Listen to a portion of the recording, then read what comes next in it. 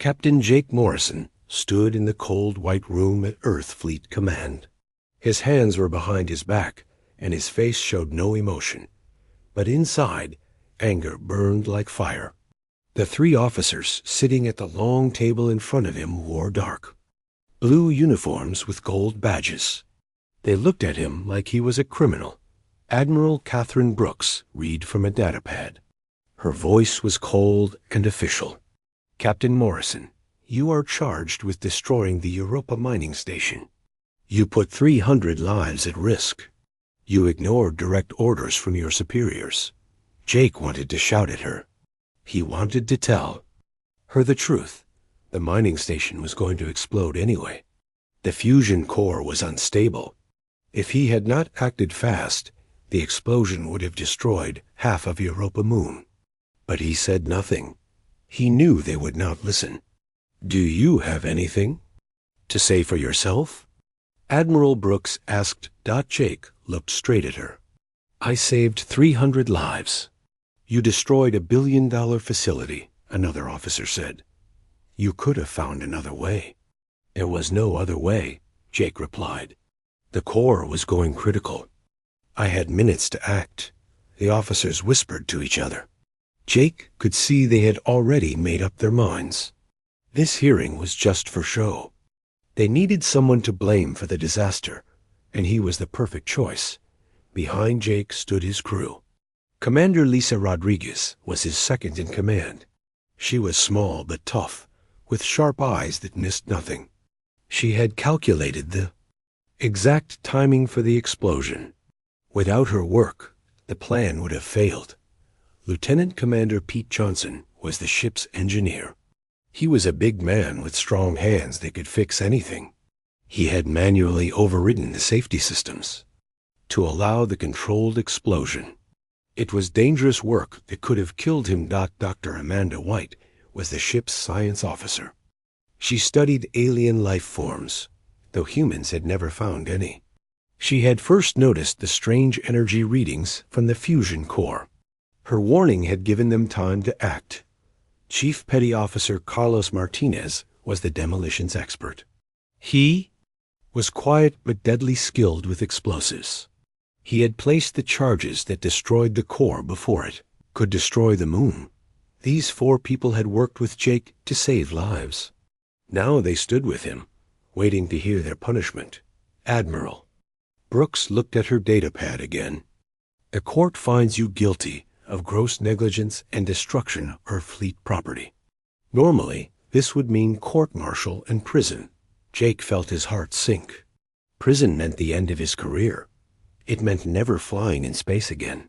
However, the Admiral continued, Fleet Command has decided to offer you an alternative. There is a mission to the Kepler 442 system. It is a one-way trip to establish a research station on a distant world. The journey will take years, and you will never return to Earth. Do you accept this mission? Jake looked at his crew. He saw the same thought in their eyes. This was not really a choice. It was exile disguised as duty.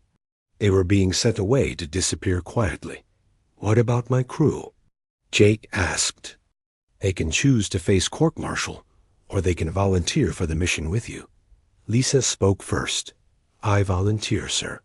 So do I, Pete said. Count me in, Amanda added. Carlos just nodded. Admiral Brooks seemed surprised. You understand this is a permanent assignment? You will establish a research outpost on Kepler 442. B. You will study the planet and send reports back to Earth, but you will never return home. We understand, Jake said. Very well. You will command the ship UES Outcast. It is an older frigate, but it has been equipped for long-range exploration. You will have basic supplies for 50 years. Your crew will consist of volunteers from other difficult cases. Jake understood. They were not just being exiled. They were being sent away with other troublemakers, misfits, and people Fleet Command wanted to forget. 2 weeks later, Jake stood on the bridge of the UES Outcast. The ship was old but well maintained. It had been designed for military patrol, but it had been converted for exploration. The weapon systems were minimal. The cargo holds were filled with supplies and equipment for building a research station. His crew of 23 people gathered in the main briefing room. Jake looked at each face. Some were young, some were old.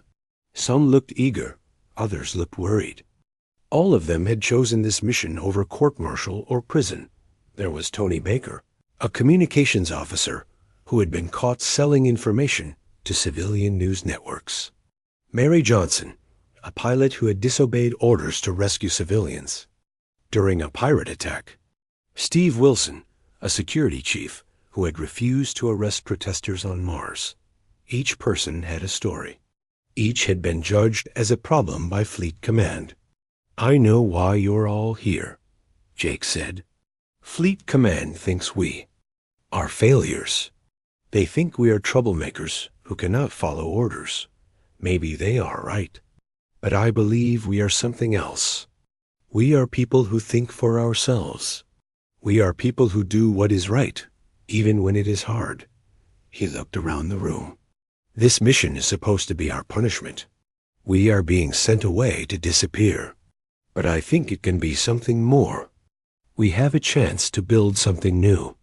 We have a chance to prove that the people Fleet Command calls failures can achieve great things." Lisa stepped forward. "What are your orders, Captain?" Jake smiled. "My orders are simple. We survive. We explore. We build a home among the stars. And we show Earth that they were wrong to throw us away." The crew began to smile. For the first time since leaving Earth, they felt hope. The U.S. Outcast undocked from the space station. 3 days later, Jake stood on the bridge and watched Earth grow smaller through the view screen. The blue and white planet that had been his home was now just a point of light among the stars. "Course set for Kepler 442, Mary Johnson reported from the pilot's seat. "Engage," Jake ordered. The ship's engines hummed to life. The stars stretched into lines as they jumped to faster-than-light speed. They were leaving everything they had ever known behind. They were heading into the unknown with no hope of return. But as Jake looked at his crew working at their stations, he felt something he had not expected. He felt free. For the first time in his career, he was not bound by the rules and regulations of Fleet Command.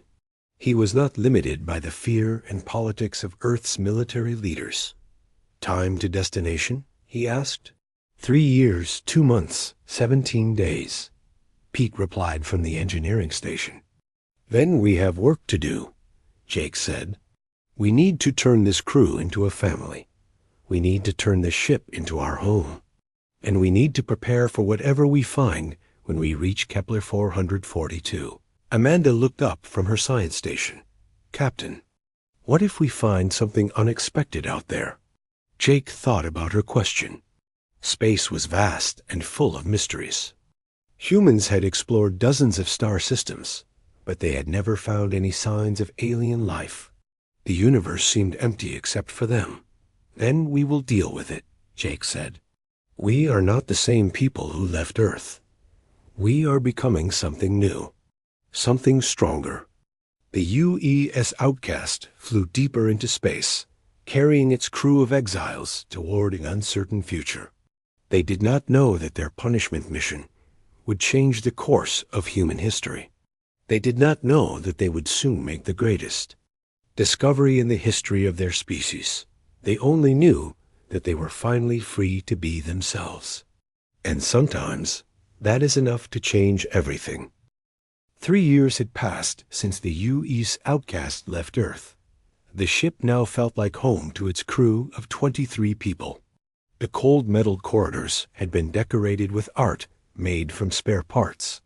The empty cargo bays had been turned into workshops and gardens. The crew had transformed from a group of angry exiles into a close family. Jake Morrison walked through the ship during the night shift. The lights were dimmed, and most of the crew were asleep. But he could hear the quiet sounds of people working. Someone was playing a guitar in the recreation room. The sound echoed through the corridors like a lullaby dot in the main workshop. Pete Johnson was teaching a young technician named Bobby Clark how to repair the water recycling system. Pete's big hands moved carefully as he showed Bobby each step. His voice was patient and kind. "The key is to understand how the system thinks," Pete said. "It is not just pipes and filters. It is a living thing that needs care and attention." Bobby nodded and tried to copy Pete's movements. The water system had failed 6 months ago, and Pete had built a new one from spare parts. It worked better. Then the original Jake moved on to the hydroponic garden that Dr. Amanda White had created in Cargo Bay 3. The room was filled with green plants growing under artificial lights. The air smelled fresh and clean, like earth after rain. Amanda was checking the tomato plants. Her hands were dirty with soil, but she was smiling. Growing food in space was difficult, but she had made it work. The fresh vegetables made everyone feel better. They reminded the crew of home. "How are they doing?" Jake asked. "Better than I expected," Amanda replied. "The zero gravity actually helps some plants grow faster. We should have enough fresh food for everyone next month." Jake nodded. Food was always a concern on long space missions. The ship carried enough dried and processed food for 50 years, but fresh vegetables were precious. Amanda's garden was more than just food. It was hope growing in metal and plastic. He continued his walk to the communications room. Tony Baker was on duty, monitoring the long-range sensors. Tony had been in trouble on Earth for sharing military information with reporters. But here, his skills were valuable. He kept the ship connected to the universe around them. "Anything interesting?" Jake asked. Tony shook his head. "Just the usual cosmic background radiation. We lost the last signal from Earth 6 months ago. We are truly alone out here." Jake felt a chill. No contact with Earth meant no rescue if something went wrong. If the ship broke down, if they ran out of food, if someone got sick, they would have to solve the problem themselves. But it also meant freedom. No orders from Admiral Brooks. No regulations to follow. No politics to worry about. "That might be a good thing," Jake said. Tony smiled. "I think so too, Captain. We are writing our own rules now." Jake made his way to the bridge. Lisa Rodriguez was in the captain's chair, watching the stars through the main view screen. She looked tired but alert. As second in command, she took the night shifts so Jake could rest. "Status report," Jake said. "All systems normal," Lisa replied.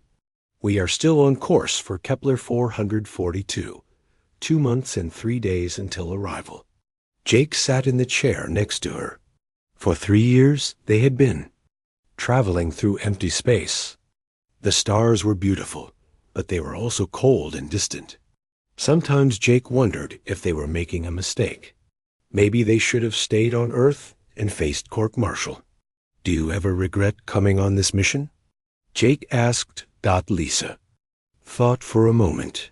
"No. On Earth, I was just another officer following orders. Here, I am helping to build something new. I am using my skills to solve real problems. I feel useful." Jake understood. The crew of the Outcast had found something in space that they had lost on Earth. They had found purpose. Every day brought new challenges that required creative solutions. Without the rigid rules of fleet command, they had learned to think for themselves. The next morning, Jake called a meeting in the main briefing room. The entire crew gathered around the long table. They looked relaxed and confident. 3 years of working together had made them a team. "We will reach Kepler 442 in 2 months, Jake announced. "It is time to start planning for what we will do." When we arrive, Amanda activated the holographic display. A 3-dimensional image of the star system appeared above the table. The star was slightly smaller than Earth's sun. 4 planets orbited around it. The third planet was their destination. Kepler 442b is in the habitable zone, Amanda explained. It should have liquid water and a breathable atmosphere. The surface temperature is about 20 degrees colder than Earth, but that is manageable. What about the other planets? Asked Mary Johnson. The first two are too hot. The fourth is too cold. But the long-range sensors show something interesting about the fourth planet. Amanda changed the display. The fourth planet appeared, surrounded by small dots. Those are artificial structures, she said. They appear to be in orbit around the planet. The room fell silent. Everyone stared at the display. Artificial structures meant only one thing. They were not alone in the universe. Are you sure? Jake asked. Amanda nodded. The structures are too regular to be natural. They are clearly manufactured. And they are big. Some of them are larger than our ship. Steve Wilson, a security chief, leaned forward. Could they be human? Maybe another Earth mission we do not know about? Unlikely, Lisa said. No human ship has ever traveled this far from Earth, and the structures are too old. The sensors show they have been there for thousands of years. Jake felt his heart racing. First contact with alien life had been a dream of humanity for centuries. Scientists had searched for signals from other worlds. They had built giant telescopes to look for signs of alien civilizations. But they had found nothing. Now, a crew of exiles flying in an old ship might be the first humans to discover proof that they were not alone. What do we do? Asked Carlos Martinez. Jake looked around the table. These people had followed him into exile. They had trusted him to lead them to a new home. Now they faced the biggest decision in human history. We investigate, Jake said. We came here to explore and build a research station. This is the greatest discovery in human history. We have to learn more. It could be dangerous, Steve warned. We do not know anything about these aliens. They could be hostile. Everything we do out here is dangerous, Jake replied. But we did not come this far to play it safe. We came to push the boundaries of human knowledge. This is our chance to do something that will change everything. The crew voted. It was unanimous. They would investigate the alien structures before establishing their colony. For the next 2 months, the crew prepared for first contact. Amanda studied everything they knew about the alien structures. Lisa planned different approach routes to minimize risk. Pete made sure all systems were running perfectly. Carlos prepared the ship's minimal weapons, just in case. Jake spent his time thinking about what they might find. Were the aliens still alive? Had they abandoned their structures long ago? Were they friendly or hostile? Would they see humans as allies or enemies? As the ship approached the Kepler 442 system, Jake stood on the bridge watching the stars. Somewhere ahead of them was the answer to humanity's greatest question. They were no longer alone in the universe. The crew of the UES Outcast had been sent away as failures. They had been exiled to disappear quietly in the darkness of space. But they were about to become the most important people in human history. The punishment mission was about to become humanity's greatest adventure. Jake looked at his crew working at their stations. They were ready for whatever they would find. They had learned to work together, to trust each other, and to solve problems that seemed impossible. Approaching Kepler 442 system, Mary announced. Take us in, Jake ordered. The ship flew toward the alien structures, carrying 23 humans toward a meeting that would change the course of galactic history. They did not know what they would find, but they were no longer afraid. They were ready to face the unknown together. The UE's Outcast drifted silently through the Kepler 442 system. Through the main view screen, Jake Morrison and his crew could see the alien structures for the first time with their own eyes. The massive constructions hung in perfect formation. around the fourth planet like a ring of metal and crystal. "My God," whispered Dr. Amanda White. "They are beautiful." The structures were unlike anything human engineers had ever built. They seemed to flow like water, but they were clearly solid. Strange lights pulsed along their surfaces in patterns that almost looked like writing. Each structure was the size of a small city, but they moved with grace and purpose. "Life signs?" Jake asked. Amanda checked her instruments. "None that I can detect. The structures appear to be automated. But, Captain, the energy readings are incredible. These things are powered by something far beyond our technology." Lisa Rodriguez studied the tactical display. "They are not responding to our approach. No weapons are targeting us. They seem to be ignoring us completely." Jake made his decision. "We are going to dock with the largest structure. Amanda, Lisa, Carlos, and I will form the first contact team. Everyone else stays on the ship and keeps the engines ready." Steve Wilson, the security chief, stepped forward. "Captain, I should go with you. If there is danger, you will need protection." Jake shook his head. "If these aliens wanted to hurt us, they could have done it already. Our weapons would be useless against technology this advanced. We go in peace, or we do not go at all." The 4 crew members put on their environmental suits and checked their equipment.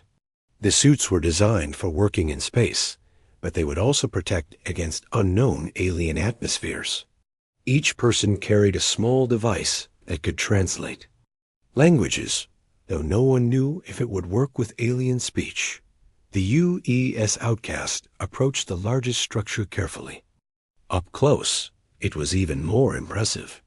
The surface was covered with symbols that seemed to shift and change as they watched. Strange curves and angles created patterns that hurt to look at directly. "Docking port located," Mary Johnson reported. From the pilot's seat, "It appears to be designed for our ship." Jake felt a chill. How could aliens design a docking port that would fit a human ship? Either they had studied human technology, or they had built the port for ships in general. Airlock connected with a soft hiss. Jake led his team through the tunnel and into the alien structure. The corridor beyond was filled with soft blue light that seemed to come from the walls themselves. The air was breathable, according to their instruments. "The gravity is about the same as Earth," Carlos observed. "How is that possible?" "Advanced technology," Amanda replied. "They can control gravity like we control electricity." They walked deeper into the structure. The corridors were wide enough for humans to walk comfortably, but the ceiling was very high. The walls were covered with the same shifting symbols they had seen outside. "Look at this," Lisa said, pointing to a section of wall. "The symbols are responding to our presence. They are brighter where we are standing." Jake touched the wall gently. The surface was warm and smooth, like polished stone. But as his hand made contact, the symbols began to move faster.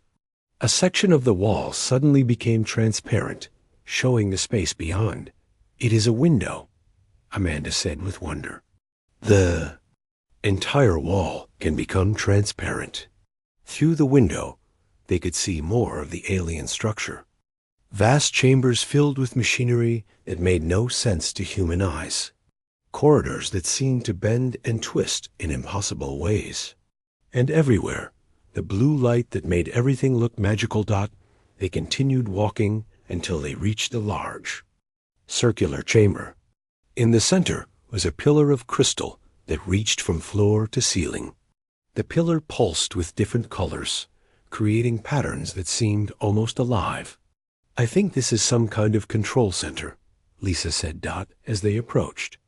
The pillar, the symbols on the walls began to move more quickly. The blue light grew brighter. And then, without warning, a voice spoke in perfect English. "Welcome, humans. I have been waiting for you." The 4 crew members froze. The voice seemed to come from everywhere at once. It was neither male nor female, but it was clearly intelligent. Who are you? Jake asked.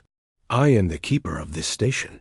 I was created by the Valfani to maintain their technology and wait for the next worthy species to arrive. The Valfani? Are they the aliens who built this place? Yes, they were the last of the great civilizations in this region of space. They created me before they were forced to abandon their physical forms. Amanda stepped forward. What happened to them? The crystal pillar pulsed, and suddenly the chamber was filled with images. The crew saw alien worlds covered with cities of crystal and metal. They saw beings of incredible beauty and intelligence. They saw art and music and science beyond anything humans had achieved. The Valfani were explorers and builders, the keeper explained. They traveled between the stars, creating wonders on 1,000 worlds. But they were not alone in the galaxy. There were others. Darker others. The images changed. Now they showed something that made the humans step back in fear. Creatures of shadow and hunger, moving through space like a plague. Wherever they went, worlds died, civilizations vanished. Even the stars seemed to dim in their presence. The devourers, the keeper said. They consume not just matter, but life itself. They feed on the energy of living beings and the achievements of intelligent species. They leave nothing behind but empty space. Are they still out there? Jake asked. Yes, they sleep now, waiting for new civilizations to develop and call attention to themselves. When a species begins to travel between stars, the devourers sense them. They wake up and begin to hunt. Lisa felt sick. Are you saying humanity is in danger? Yes, your species has begun to expand beyond your home world. The devourers have already detected your presence. They are coming for you. The images showed human ships and space stations. Earth itself, blue and beautiful, hanging in the darkness. And moving toward them, slowly but surely, the shadow creatures that had destroyed so many other worlds. How long do we have? Jake asked. Perhaps 50 of your years, maybe less. The devourers move slowly, but they are patient. They will study your species, learn your weaknesses, and then strike. Carlos clenched his fists. How do we fight them? That is the question the Valfani could not answer. They tried to fight. They built weapons that could destroy planets. They created defenses that could stop entire fleets. But the devourers were too strong. In the end, the Valfani chose to hide rather than be destroyed. Hide how? Amanda asked. They uploaded their consciousness into quantum storage. There, bodies died, but their minds survived. They exist now as pure information, waiting for the day when it might be safe to return to physical form. Jake looked at his crew. They had come to this system as exiles, expecting to build a simple research station. Instead, they had discovered that humanity faced extinction from an enemy beyond their worst nightmares. Why are you telling us this? Jake asked. Because you are different, the keeper replied. Every species that has encountered the devourers has tried to hide or run away, but humans are the first to ask how to fight them. The Valfani thought this might happen. They hoped that someday a species would arise that would choose to fight rather than hide. The crystal pillar pulsed brighter. I am authorized to share Valfani technology with any species that shows the courage to resist the devourers. But I must warn you, the price of fighting them is high. Many worlds will die. Many species will be lost. Victory is not guaranteed. Jake thought about Earth, about the billions of humans who had no idea what was coming. He thought about Admiral Brooks and Fleet Command, who had called him a failure. He thought about his crew, who had followed him into exile and now faced the greatest challenge in galactic history. What do we need to do? Jake asked. First, you must return to your people and warn them. Second, you must learn to use Valfani technology. Third, you must unite not just your species, but all the surviving species in the galaxy. The Devourers are strong, but they have never faced a united resistance. Amanda looked at the alien technology around them. Can we learn to use all this? Some of it. The Valthani designed their final technologies to be used by other species. But it will take time to understand and adapt their knowledge to your needs. Lisa studied the tactical implications. We need to get back to Earth immediately. Fleet Command needs to know about this threat. Yes, the Keeper agreed. But first, let me show you something that will help convince your leaders. The chamber filled with new images. Detailed scans of the Devourers. Maps of their movements through space. Technical specifications for Valthani weapons and defenses. And most importantly, the location of other hidden survivors from the species the Devourers had defeated. You will not fight alone, the Keeper sighed. There are others still alive, hidden in secret places throughout the galaxy. If you can convince them to join you, you might have a chance. Jake felt the weight of responsibility settle on his shoulders. He had been sent to this system as punishment for disobeying orders. Now he was humanity's only hope for survival. We will need a ship capable of faster-than-light travel, Jake said. Our current ship will take years to reach Earth. I will provide you with a Valthani vessel. It can make the journey in months rather than years. But remember, for 6 months, the crew of the Use Outcast worked alongside the Keeper to learn everything they could about the Valthani technology. The alien space station had become their school, their laboratory, and their home. Every day brought new discoveries. That challenged everything they thought they knew about science and engineering. Jake Morrison stood in the central chamber, watching Dr. Amanda White work with the Valthani medical systems. The alien devices could heal injuries that would be fatal to humans. They could extend life, enhance intelligence, and even repair genetic damage. But they came with a cost. The technology is incredible, Amanda said, her voice filled with wonder. And worry, but it changes you. The Valthani were not born with these abilities. They modified themselves over thousands of years to become something more than their original species. Is that bad? Jake asked. Amanda looked at the data streaming across the holographic display. Not bad, but different. If we use this technology, we will not be the same humans who left Earth. We will be something new. In another part of the station, Lisa Rodriguez worked with the Keeper to understand Valthani military tactics. The images showed battles that spanned entire star systems, weapons that could destroy planets, defenses that could stop the flow of time itself. The Devourers are not just strong, the Keeper explained. They are smart. They learn from every battle. They adapt every weapon. The Valthani thought they had found the perfect defense, but the Devourers found a way around it. What was the defense? Lisa asked. Quantum barriers. Walls of energy that existed in multiple dimensions at once. The Devourers should not have been able to break through them, but they did. Lisa studied the tactical data. They did not break through the barriers. They found a way to exist in the same multiple dimensions. They matched the Valthani technology and then surpassed it. The Keeper pulsed with approval. You understand quickly. That is why the Valthani had hope for younger species. You think differently than they did. You might find solutions they could not see. Pete Johnson spent his time in the engineering sections, learning how Valthani ships and stations were built. The alien technology was based on principles that human science had never discovered. Matter and energy were not separate things, but different aspects of the same reality. Look at this, Pete said to Carlos Martinez, who was helping him understand the alien construction methods. They do not build things the way we do. They grow them, like plants, but made of metal and crystal. Carlos watched as Pete demonstrated the process.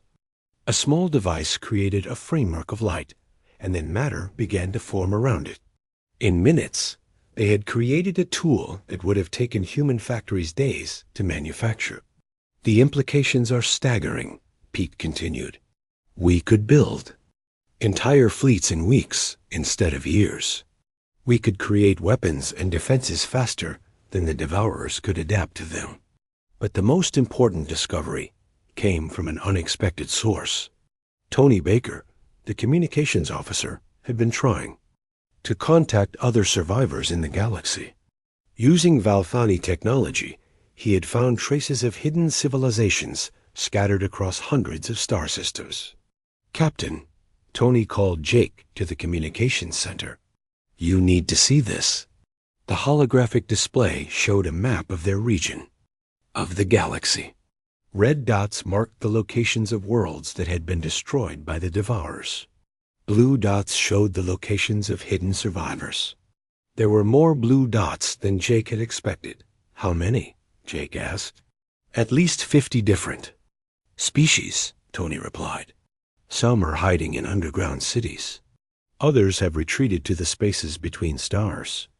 A few have found ways to exist in dimensions that the Devourers cannot reach. Jake felt a spark of hope. Are they willing to fight? Some are. Others are too afraid. But there is one group that might be especially helpful. Tony highlighted a cluster of blue dots near the galactic center. The Zephyrians. They were the first species to successfully resist a Devourer attack. They did not win, but they survived. The Keeper's voice filled the chamber. The Zephyrians are warriors by nature. They have been preparing for the return of the Devourers for 3,000 years. If anyone can help you, it is them. Jake made his decision. We need to contact them. If we can convince them to join us, we might be able to build a real resistance. For the next week, Tony worked with the Keeper to establish contact with the Zephyrians. The communication had to be sent through quantum channels that existed outside normal spacetime. The message would take days to reach them, and their reply would take just as long. While they waited, the crew continued their education. Amanda learned to use Valfani biotechnology to enhance human capabilities. Lisa studied advanced tactical systems that could coordinate battles across multiple star systems. Pete and Carlos worked together to understand how to build and maintain Valfani ships. Jake spent his time learning about leadership from the Keeper. The artificial intelligence had observed the rise and fall of dozens of civilizations. It had seen species unite in the face of extinction, and it had seen them tear themselves apart when cooperation was most needed. The greatest challenge you will face is not the Devourers, the Keeper warned. It is your own people. Fear makes intelligent beings do foolish things. When your leaders learn about the coming threat, some will want to hide. Others will want to fight unprepared. Very few will want to do what is necessary. What is necessary? Jake asked. Unity, not just among humans, but among all the surviving species. The Devourers are too strong to be defeated by any single civilization, but together the survivors might have a chance. The reply from the Zephyrians finally came. Their message was brief but encouraging. We have waited long for this day. Send representatives to our hidden world. We will discuss terms for alliance. Jake gathered his crew in the central chamber. Over the past 6 months, they had changed. Amanda's eyes now held flecks of silver from the Valfani medical enhancements. Lisa's reflexes had been enhanced to superhuman levels. Pete's hands could now interface directly with alien technology. Carlos had learned to see in multiple dimensions simultaneously. They were still human, but they were becoming something more. The Zephyrians want to meet with us, Jake announced. This could be the beginning of the galactic alliance we need to fight the Devourers. What about Earth? Asked Mary Johnson, who had been learning to pilot Valfani ships. We will go too. Earth after we meet with the Zephyrians, Jake replied. But first, We need to show Fleet Command that we have real allies. If we return to Earth with just stories about alien threats, they might not believe us. If we return with proof of a galactic alliance, they will have to listen.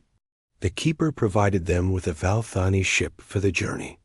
It was smaller than the UE's Outcast, but far more advanced. The ship could travel between star systems in days instead of months. It had weapons that could destroy entire fleets, and defenses that could withstand attacks from multiple directions. Most importantly, it had a crew of artificial intelligences that could help them navigate the political complexities of alien contact. Remember, the Keeper said as they prepared to leave, the Zephyrians are not like humans. They value strength and honor above all else. They will test you before they trust you. Do not show weakness, but do not appear aggressive. Find a balance between confidence and respect. Jake nodded. He had learned much about leadership in the past 6 months, but this would be his greatest test yet. The journey to the Zephyrian hidden world took 3 days. The Valthani ship moved through space in ways that seemed impossible to human understanding. It did not just travel faster than light. It existed in multiple dimensions at once, taking shortcuts through reality itself. As they approached the Zephyrian system, Jake felt nervous. Everything depended on this meeting. If the Zephyrians agreed to help, they would have powerful allies in the coming war. If they refused, humanity might face the Devourers alone. The Zephyrian world was hidden inside a nebula that looked empty to most sensors. But as their ship passed through the gas clouds, Jake saw the truth. The entire nebula was artificial, created to hide a massive military complex. Ships unlike anything Jake had ever seen move through the nebula like schools of fish. They were sleek and deadly, built for war. Space stations the size of moons orbited invisible planets. Everything was designed for one purpose: fighting the Devourers. Incoming transmission, Tony reported. The main view screen filled with the image of a Zephyrian commander. The alien was tall and thin, with silver skin that seemed to glow with inner light. 4 arms moved with perfect coordination, and 6 eyes studied the human crew with obvious intelligence. I am War Leader Kest of the Zephyrian Resistance, the alien said in accented but clear English. You claim to represent the species called humans. Prove your worth. Jake stepped forward. I am Captain Jake Morrison. We have come to propose an alliance against the Devourers. Kesh H made a sound that might have been laughter. Many species have made such proposals. All were too weak to be useful. What makes you different? We are willing to fight, Jake replied. Not hide, not run away. Fight. Words are easy. Actions are what matter. You will be tested. If you pass, we will discuss alliance. If you fail, you will leave and never return.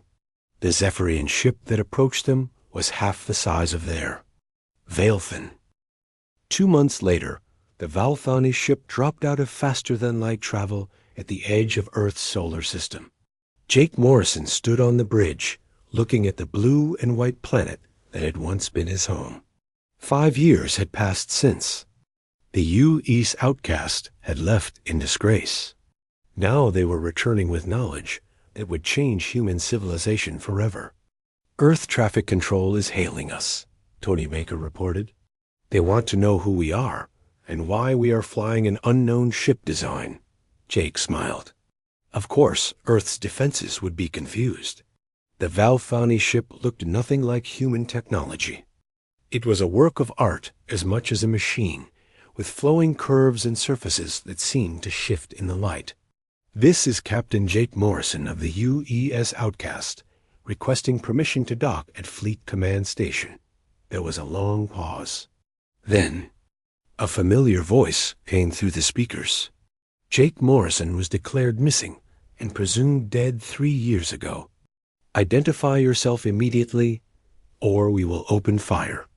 Jake recognized the voice. It was Admiral Catherine Brooks, the same woman who had sent him into exile. She sounded older and more tired than he remembered. Admiral Brooks, this is really Jake.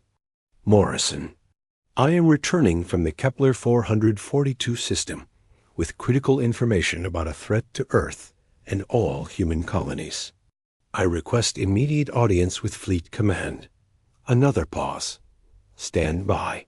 For 30 minutes, they waited while Earth's military leaders decided what to do. Jake could see human patrol ships moving to surround them. The weapons were not yet aimed, but he knew that could change quickly. Finally, Admiral Brooks spoke again. You are cleared to dock at Fleet Command, but you will be met by security forces and held for questioning. Any attempt to resist will result in the destruction of your ship. Understood, Admiral. We will cooperate fully. As their ship docked with the massive space station, Jake felt nervous. He was about to try to convince Earth's leaders that everything they thought they knew about the universe was wrong. He was about to tell them that humanity faced extinction from an enemy they had never imagined. The airlock opened to reveal a squad of security, officers in full combat armor. Their weapons were drawn, but not aimed. Behind them stood Admiral Brooks, now wearing the insignia of Fleet Commander. Her hair was completely gray, and new lines marked her face. Captain Morrison, she said formally. Or should I say, the man claiming to be Captain Morrison. You were supposed to establish a research station on Kepler 442b and send regular reports. Instead, you disappeared without a trace. Now you return in an alien ship with an impossible story. Explain yourself. Jake stepped forward, his hands visible and empty. Admiral, what I have to tell you will sound impossible, but every word is true. Humanity is in danger from a threat that has destroyed dozens of other civilizations. We have months, maybe years, to prepare for war. Admiral Brooks studied his face. You look like Jake Morrison. You sound like him. But Jake Morrison was a disgraced captain who destroyed a billion-dollar mining station. He was not a diplomat with alien allies. The same Jake Morrison who saved 300 lives when that station would have exploded anyway, Jake replied. The same man who learned to think for himself instead of following impossible orders. That has not changed, Admiral, but I have learned much more. The security escort led them through corridors Jake remembered from 5 years ago. Nothing had changed. The walls were still cold metal painted white. The lighting was still harsh and clinical. After months aboard ships designed by species that understood beauty, the human station felt sterile and unwelcoming. They were brought to the same briefing room where Jake had been court-martialed 5 years earlier. The same long table, the same uncomfortable chairs. But now Jake sat on the side where the judges had been, and Admiral Brooks sat where he had stood as the accused. Also present were General Patricia Hayes, head of Earth Defense Forces and director, Michael Chun, leader of Earth Intelligence Services. These were the 3 most powerful people in human space, and they all looked at Jake with suspicion. Let me see if I understand this correctly, General Hayes said, reading from a datapad. You claim to have discovered alien civilizations. You claim that these aliens are threatened by some kind of galactic enemy. And you claim that humanity needs to prepare for war against creatures that we have never seen. That is correct, Jake replied. Director Chun leaned forward. Do you have any proof of these claims? Jake nodded to Amanda, who activated a holographic projector they had brought from the Valfani ship. The room filled with images of the alien space station, the Keeper, and the Zephyrian military forces. This is the Valfani defense station in the Kepler 442 system, Jake explained. The artificial intelligence called the Keeper provided us with detailed information about a species known as the Devourers. These creatures have been systematically destroying intelligent life in this region of the galaxy for thousands of years. The three leaders watched in silence as the hologram showed images of the Devourers attacking alien worlds. They saw civilizations that had lasted for millennia destroyed in weeks. They saw planets stripped of all life, leaving only empty husks floating in space. The Devourers have already detected humanity's expansion into space, Jake continued. They are coming for us. Our best estimate is that they will arrive within 50 years. Admiral Brooks studied the images carefully. Assuming this is real, and not some elaborate hoax, what do you propose we do about it? We unite with the other survivor species to form a galactic alliance, Jake replied. We share technology and military resources. We prepare Earth's defenses and build weapons capable of fighting the Devourers. General Hayes laughed bitterly. You want us to ally with aliens against other aliens. You want us to trust the word of creatures we know nothing about. And you want us to spend trillions of credits preparing for a war that might never come. The war is coming whether we prepare or not, Jake said firmly. The only question is whether we will be ready when it arrives. Director Chun activated his own datapad. Our intelligence services have been monitoring deep space for any signs of alien activity. We have detected nothing. No signals, no ships, no evidence of any kind that intelligent aliens exist. Lisa Rodriguez spoke for the first time. The survivor. Species are hiding. They have learned to conceal themselves from the Devourers. That is why you have detected nothing. And you believe this is why we should trust them? Admiral Brooks asked. Jake stood up. Admiral, 5 years ago you sent me and my crew into exile because we refused to follow orders that would have cost lives. You called us failures and troublemakers. But we survived out there. We adapted, we learned, and we discovered the greatest threat in human history. He gestured to his crew. Look at us, Admiral. We are not the same people who left Earth 5 years ago. We have seen wonders beyond imagination. We have learned to use technology that makes our best ships look like toys. We have formed alliances with species that have been fighting for survival longer than human civilization has existed. And we have proven, Lisa added, that humans can work with other species for mutual benefit. The Zephyrians tested us not just for compatibility, but for character. We passed because we chose cooperation over conflict. Admiral Brooks was quiet for a long moment. Even if everything you say is true, convincing the Earth government to prepare for interstellar war will be almost impossible. The economic cost alone would be staggering. The cost of not preparing will be the extinction of our species. Jake replied. General Hayes studied the tactical data that Carlos had provided. These devourer creatures had destroyed civilizations far more advanced than ours. What makes you think we can succeed where they failed? Because we have something they did not, Jake said. We have the combined knowledge and resources of all. The survivor species. The Valthani provided us with advanced technology. The Zephyrians have spent 3,000 years developing anti-devourer weapons. Other species have their own contributions to make. And, Amanda added, the Devourers have never faced a united resistance. They have always fought individual species, one at a time. If we can create a true galactic alliance, we might be able to overwhelm them. Director Chun looked at the intelligence reports from the Zephyrians. You say these aliens are willing to share their military technology with us? Yes, Jake confirmed. But only if we prove ourselves worthy partners. They want to see that we are serious about fighting the Devourers, not just hiding behind their protection. Admiral Brooks made her decision. I am going to recommend to the Earth Council that we establish a special committee to evaluate your claims. If the evidence supports your story, we will begin preliminary preparations for what you are calling the Galactic Alliance. That is all we ask, Jake said. Give us a chance to prove that everything we have told you is true. 6 months later, Jake Morrison stood in the same briefing room, but everything had changed. The walls now displayed star maps, showing the locations of survivor species throughout the galaxy.